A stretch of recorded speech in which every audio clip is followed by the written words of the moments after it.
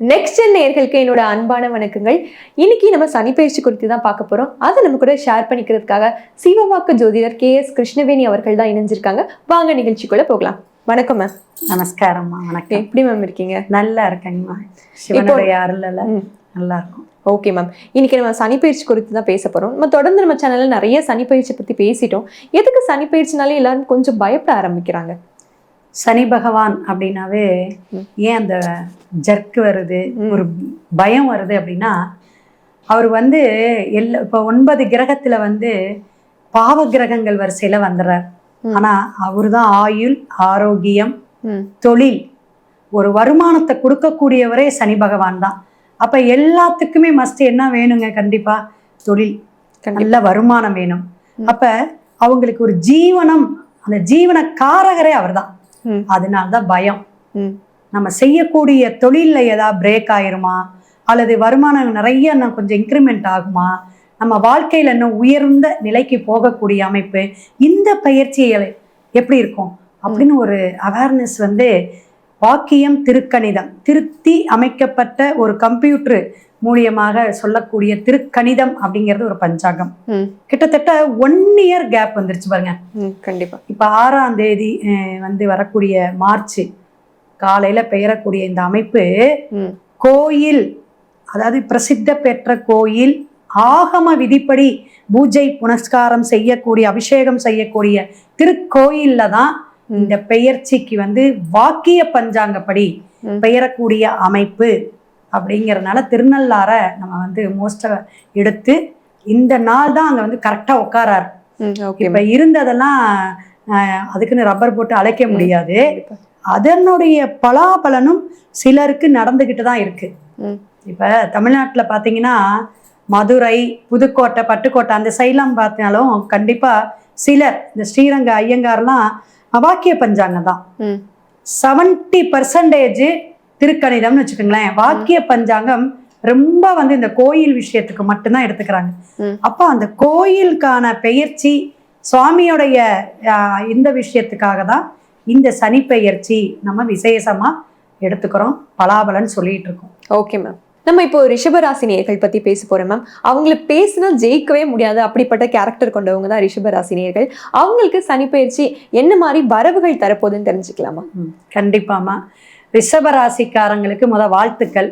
ஏன்னா 11ஆம் பாவகம் அப்படிங்கக்கூடிய லாபஸ்தானத்துல சனி பகவான் உட்காரார். அந்த உட்காரக்கூடிய இடமும் பாத்தீங்கன்னா மீனம், குருவுடைய பிளேஸ். குரு சனி பகவானுடைய சேர்க்கைக்கு நம்ம என்ன சொல்ல வந்துருங்களா, குரு சண்டால யோகம். அது ஒரு தோஷத்தையும் கொடுக்கும், ஆனா இவங்களுக்கு கொடுக்காது. ஏன்னா யோகவான் இவங்களுக்கு.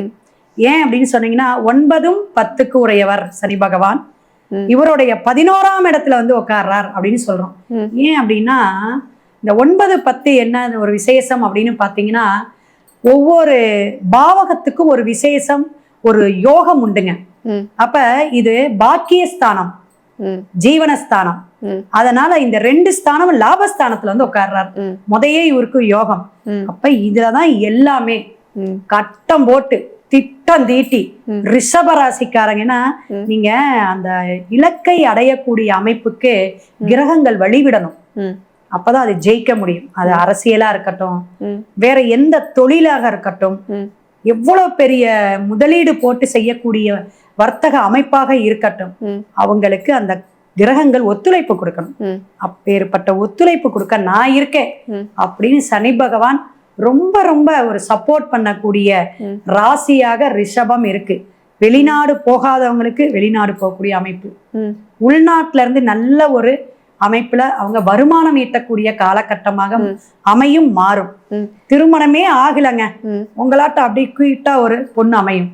ஏன்னா சுக்கிரன் அங்க அதிபதிங்க, சந்திரன் உச்சங்க. எதுங்க? ரிஷபத்துல. அப்ப அந்த ரிஷப ராசி, ரிஷப லக்னத்துக்கு அவங்களே கொஞ்சம் நல்ல ஹை லுக்கா தான் இருப்பாங்க. அந்த ஃபேஸ் லுக்கா இருக்கும், அப்ப அழகா இருப்பாங்கன்னு சொல்லுவாங்க. ஆமாங்க.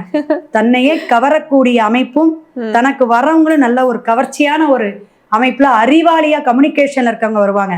ஏன்னா 2ஆம் வீடு மிதுனங்க, குடும்பஸ்தானத்துக்கு வரவங்க அப்படி வரக்கூடிய அமைப்பு உண்டு. அப்படிங்கிறத ரிஷபத்துக்கு ஒவ்வொரு ராசிக்கே எப்படி எப்படி பேர் அமைன்னு இருக்குது சூட்சுமம்லாம். அதனால சனி பகவான் நல்லதெல்லாம் கொடுக்க போறார். காத்துக்கிட்டு இருங்க ரிஷபம். Okay ma'am. அப்போ இப்போ இந்த டைம்ல அவங்க எந்த காரியம் பண்ணாலும் சக்சஸ் சொல்றீங்களா? சில பேருக்கு வீடு வாங்கணும்னு ஆசை இருக்கும், லேண்ட் வாங்கணும்னு ஆசை இருக்கும், அந்த மாதிரி எல்லா காரியமும் பண்ணலாம்னு சொல்றீங்களா? கண்டிப்பா. தர்ம கர்மாதி யோகம்னு சொல்லிட்டோம். யாருக்கு வரும் இது? அப்ப தர்மத்தையும் கர்மத்தையும் செய்யக்கூடியவனே சனி பகவான் தான். நல்லா டீப்பா பார்த்தோம்னா அதுதான் விளக்கம்.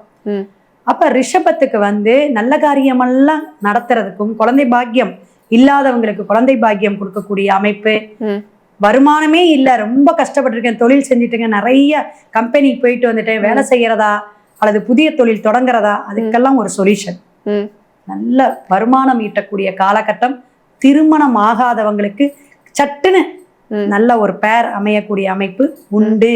கவலையை விடுங்க. இனிமே ஹாப்பியான ஒரு வாழ்க்கை தான் ரிஷபத்திற்கு.